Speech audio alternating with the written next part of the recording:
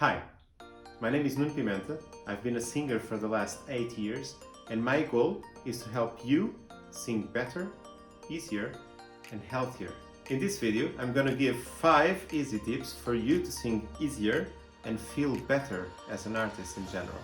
If you watch till the end of the video, I'm gonna give you one bonus tip that you really don't hear that often, and it will help you grow as a singer. So for now, let's get started. The first tip that I have for you is about singing as a mechanism, how singing actually works.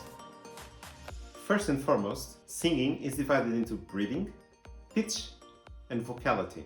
I'm gonna break down your breathing system, your respiratory system, into 5 parts. You have your nasal cavities, your vocal cavities, your throat or pharynx, your voice box or larynx, and your trachea.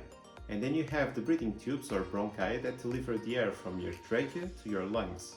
Your lungs are located in your thoracic cavity or thoracic cage. When your lungs expand, air flows into your body. When your lungs contract, air flows out of your body. There are muscles located in your thoracic cavity or thoracic cage or rib cage called intercostal muscles between your ribs and diaphragm. However, indirectly responsible for that expansion and contraction, you have other muscles, like your abdominal muscles. They are located in front, on your sides, and in your lower back, but also your pelvic floor, located below your abdominal muscles. Something that a lot of vocal coaches usually say is that you have to have a low breathing. But what's a low breathing? Better yet, let's ask, what's not low breathing? I'm gonna call it high breathing or chest breathing. It's when your chest rises when you breathe, when you inhale, and it lowers when you exhale. Low breathing is the process of avoiding the rising and lowering of your chest while you inhale and exhale. So, I'm gonna do it one more time. As you can see, my chest stayed in the same place while I inhaled and exhaled. That's called low breathing. That's achieved by relaxing your abdominal muscles, your abdominal wall, therefore allowing your diaphragm to expand in a downward position. Since your diaphragm is expanding downwards, there's less need for your thoracic cage to expand outwards and upwards. Therefore, we can avoid the chest rising and lowering while we breathe. But why do we need to avoid the chest rising and lowering while we inhale and exhale? Well, by avoiding tension in your muscles surrounding your breathing system, you allow for a more natural flow of air from your lungs to your voice box and out your vocal and nasal cavities. I'm gonna make a future video explaining more in detail the breathing system or the respiratory system and how it relates to singing, because I feel there's a lot of misconception about where singers should actually be focusing their attention while singing. Now let's talk about pitch. Pitch is the high or low frequency of a sound. This pitch is produced by the vibration of your vocal folds, also referred to as vocal cords. Your vocal folds are horizontally located in your larynx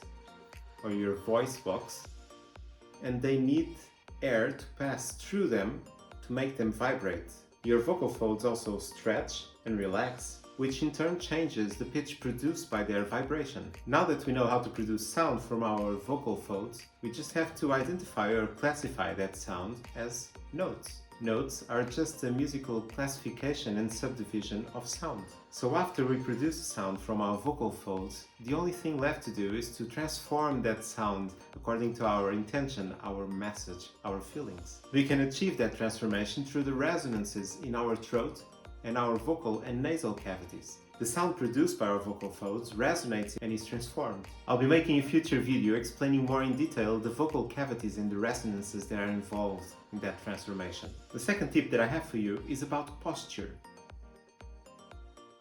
Now that we understand the singing mechanism, we must help it. You know how in pop, musicals and operas, a lot of singers can sing while dancing, jumping, lying, crying, and so on and so forth. It's very well possible to do so amazingly, but it requires a lot of technique and practice. To get this technique, you should first have a great foundation, and that's where knowing your singing mechanism and having great posture comes in. Good posture is just a way to facilitate the relaxation of your muscles and airways in order to avoid tensions in your muscles and blockages in your vocality. I find that simple posture guidelines are very easy to follow. So first we have our feet slightly apart, shoulder length, knees slightly bent, and by that I mean not locking, your back straight, but your shoulders down, and without forcing anything. And your head should be looking forward, not pointing up, neither pointing down, forward. If you feel any tension in your neck, try to adjust your head in order to lose all your tension.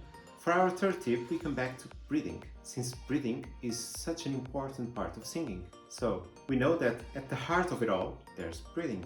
All the sound you produce is due to the passing of air through your vocal folds. Therefore, a great breathing foundation is vital to a great singing technique. You should always focus on your breathing as you inhale and while you're singing. Your singing should always have the exact amount of air to produce the intended vibration on your vocal folds and also the intended vocality, the transformation, the feeling, the message that you want to produce. For example, if you want a stable note, your pitch should also be stable, your frequency, and that is produced by a stable vibration in your vocal folds, which in turn requires that you have a stable flow of air. And the same is applied to all singing techniques. Please be sure to remember this, as it's the most important lesson that you can take from this video. If this video is bringing you any value at all, please press the like button, I think it's over there, and it will really help me and the channel to reach more singers like you. For our fourth tip, let's go to the gym.